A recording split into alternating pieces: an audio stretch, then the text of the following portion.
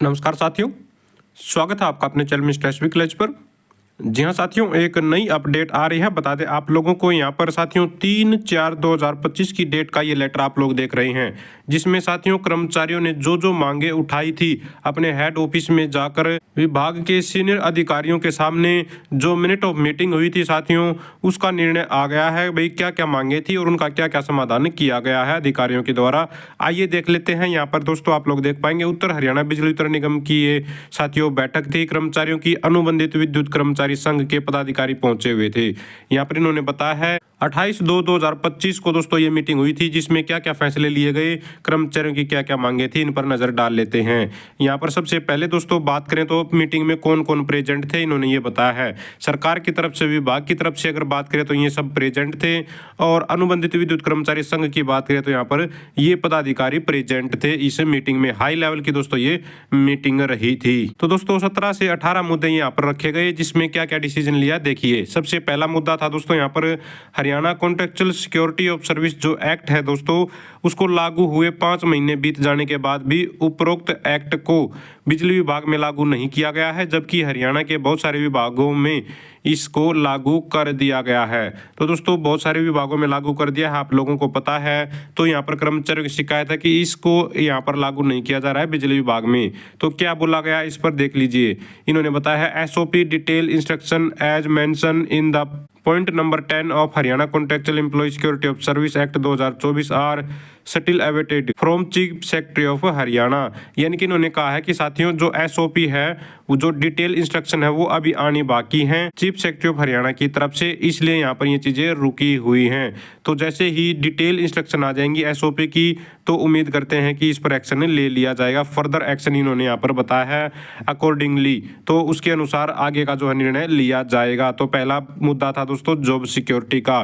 दूसरा पॉइंट था दोस्तों यहाँ पर चीफ सेक्रेटरी हरियाणा के आदेश अनुसार सभी कर्मचारियों का डाटा HRMS 2.0 में अपलोड करवाया जाए। नया पोर्टल बनाया था साथियों, आप लोगों को पता है। तो इसके बारे में इन्होंने कहा है कि it was directed the chief executive administration Uttar Haryana Bijli Vitran Nigam that data be uploaded on HRMS portal for eligible contractual worker. यानी कि साथियों इसके बारे में इन्होंने पहले से ही लेटर जारी किया हुआ है, ये इन्होंने यहाँ पर स्पष्ट कर दिया है कि ये जरूर चढ़ जाएगा। इसके बाद थर्ड पॉइंट था विभाग में जो अनुबंधित टेक्निकल कर्मचारी अनस्किल्ड ALM लगे हैं, जिनको कम से कम 3 साल उस पद पर कार्य करते हुए हो गए हैं, तो उनके अनुभव को देखते हुए उन कर्मचारियों को स्किल ALM का दर्जा दिया जाए। तो स्किल्ड कर्मचारी का दर्जा देने की बात कर रहे हैं।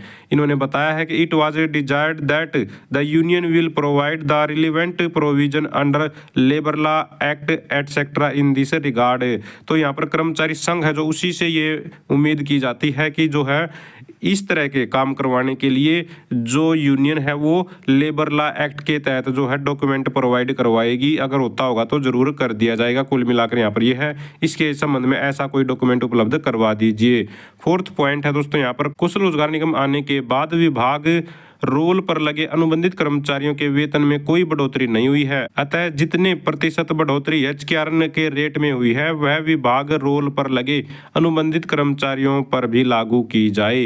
तो यहाँ पर इनका क्या निर्णय लिया गया इसके संबंध में, सैलरी बढ़ाने के संबंध में SOP detail instruction as mentioned in the point number 10 of Haryana contractual employee security of service still awaited from chief secretary of Haryana. तो इसमें भी इन्होंने यही जवाब दिया है कि जैसे ही SOP आएगी तब जाकर ये जो है सैलरी का मुद्दा उठाया जाएगा, उसके अनुसार ही ये सैलरी बढ़ाई जाएगी। पांचवा पॉइंट था दोस्तों कर्मचारियों का काम करते समय कई बार अनुबंधित कर्मचारी हादसे का शिकार हो जाते हैं, तो अपने इलाज के लिए अस्पताल में एडमिट होते हैं, लेकिन जब तक कर्मचारी ड्यूटी पर आने में असमर्थ होता है तब तक उस कर्मचारी को वेतन नहीं मिलता, जिस कारण उसके परिवार को आर्थिक तंगी का सामना करना पड़ता है। संगठन आपसे अनुरोध करता है कि उनका वेतन न रोका जाए। कुछ कर्मचारियों की संख्या इस प्रकार है। तो उन्होंने उस कर्मचारी का नाम भी यहाँ पर डिटेल भी बताया है। भाई इसके साथ जैसे हादसा हो गया था, अब कर्मचारी के साथ हादसा हो गया तो वो अपने इलाज करवाने के लिए जब घर पर रहता तो उस दौरान की भी सैलरी दी जाए, कहने का मतलब ये है। तो इन्होंने ये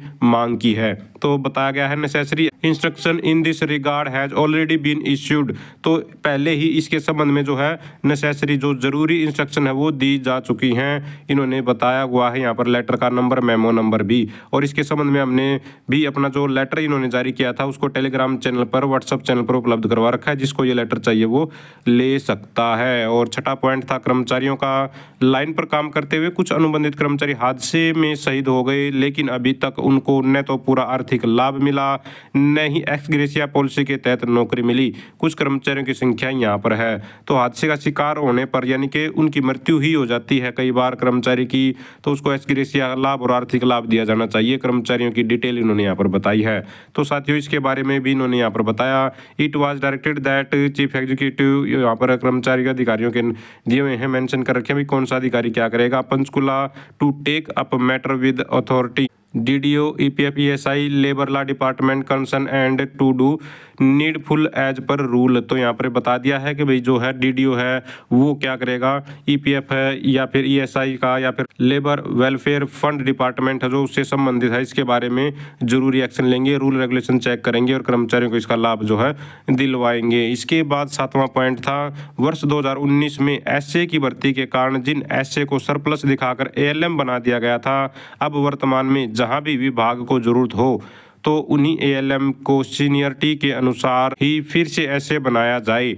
और कई जगह ऐसे बना दिए हैं लेकिन HKRN पोर्टल पर ALM दर्शाया जा रहा है, अतः उनका कैडर ALM से ऐसे करवाया जाए। तो इसके संबंध में भी यहाँ पर दोस्तों इस मैटर को एग्जामिन किया जाएगा, ये यहाँ पर ये चीज़ें लिखी है, इसको देखा जाएगा इस मैटर को। आठवां पॉइंट देख लीजिए, कर्मचारियों की क्या समस्या थी और उस पर क्या एक्शन लिया गया। फील्ड में टेक्निकल कर्मचारियों का आवंटन वर्कलोड अनुसार किया जाए, वह दफ्तरों में बैठे टेक्निकल कर्मचारियों को फील्ड में लगाया जाए, जिससे जिन कंप्लेंट सेंटरों पर कर्मचारियों की कमी है वो पूरी हो सके, जिसके कारण विभाग के कर्मचारी दुर्घटना और हादसों का शिकार न हो। तो इस पर भी जरूरी एक्शन लेने के लिए बोल दिया गया है। इसके बाद 9वां पॉइंट था, मांग थी कर्मचारियों की सभी कर्मचारियों को विभागीय वर्दी दी जाए। तो विभागीय वर्दी की मांग करें तो इसको यहाँ पर आप लोग देखेंगे, स्पष्ट इसी से समझ जाना, एक लाइन काफी है, द डिमांड फॉर एक्सेप्टेंस। तो यहाँ पर इसको स्वीकार नहीं किया गया है वर्दी की मांग को। 10वां पॉइंट था, HKRN विभाग रोल के कर्मचारियों को कार्ड अलॉट किए जाएं व नियमित कर्मचारियों की तरह बिजली यूनिट का लाभ दिया जाए। तो इसके बारे में भी साथियों मैनेजिंग डायरेक्टर और जो अधिकारी हैं वो इसके बारे में साथियों विचार विमर्श करेंगे बिजली कर्मचारियों को लाभ देने के संबंध में। इसके अगला पॉइंट था साथियों, सभी अनुबंधित कर्मचारियों की HPTI में ट्रेनिंग करवाई जाए। तो ट्रेनिंग मांग रहे थे तो इसको लेकर भी लेटर लिखा जाएगा, अप्रोप्रिएट एक्शन लेने के लिए बोला जाएगा।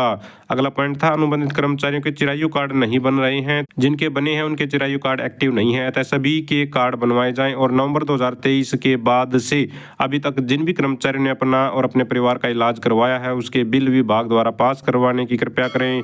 सभी अनुबंधित कर्मचारियों को विभाग द्वारा कैशलेस मेडिकल की सुविधा दी जाए। इसके लिए साथियों यहाँ पर संबंधित DDO को आदेश दिए जाएंगे और कौशल रोजगार निगम के साथ ये मुद्दा उठाया जाएगा। इसके लिए बोल दिया गया है कि भाई अपना जो है DDO इसको संभाल लेगा। अगला पॉइंट था, जिन कर्मचारियों के विभाग में काम करते समय अंग भंग हो जाते हैं उन कर्मचारियों को नियमित कर्मचारी की तरह हैंडीकैप्ड अलाउंस दिया जाए। तो हैंडीकैप्ड अलाउंस मांग रहे हैं अगर कोई कर्मचारी हैंडीकैप्ड हो जाता है। तो उत्तर हरियाणा बिजली वितरण follow the instruction of state government, यहाँ पर साफ साफ कह दिया है भाई जो स्टेट गवर्नमेंट की इंस्ट्रक्शन है उसको फॉलो किया जाएगा। और अगर ऐसा कोई प्रावधान है तो आप भी उपलब्ध करवा सकते हैं, लेबर लॉ जो एक्ट है उसके तहत कोई भी प्रावधान है तो वो उपलब्ध करवा दीजिए। और अगला पॉइंट देख लेते हैं साथियों, यहाँ पर जिन कर्मचारियों का वेतन 21,000 से नीचे है उन्हें बोनस एक्ट 1965 के तहत मिलने वाला बोनस भी दिया जाए। तो इसके संबंध में क्या निर्णय लिया गया है, मैटर में भी forward to HKRN for necessary action as per rule. तो HKRN को भेजा गया है ये जरूरी एक्शन लेने के लिए रूल के अनुसार यहाँ पर जो बोनस मांग रहे हैं। 15वां पॉइंट देख लीजिए, सभी सब स्टेशनों पर सफाई कर्मचारी लगाए जाएं। तो सफाई कर्मचारी लगाने के लिए, स्वीपिंग एक्टिविटी के लिए, क्लीनिंग एक्टिविटी के लिए भी लेटर लिख दिया गया है। अगला देख लेते हैं, यहाँ पर यार्ड स्टिक की संख्या 5 के बजाय 7 की जाए। तो ये भी बोल दिया गया है अप्रोप्रिएट एक्शन लेने के लिए।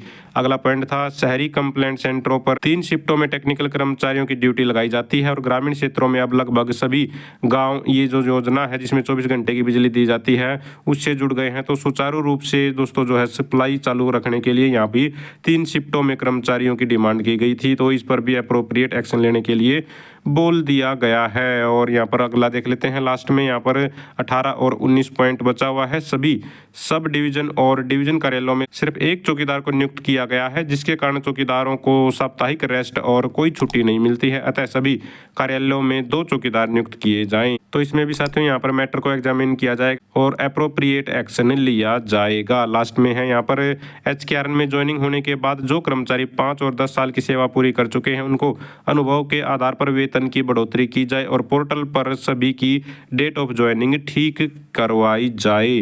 तो ठीक करवाई जाने की मांग कर रहे हैं, डेट ऑफ ज्वाइनिंग और अनुभव के आधार पर सैलरी बढ़ाने की।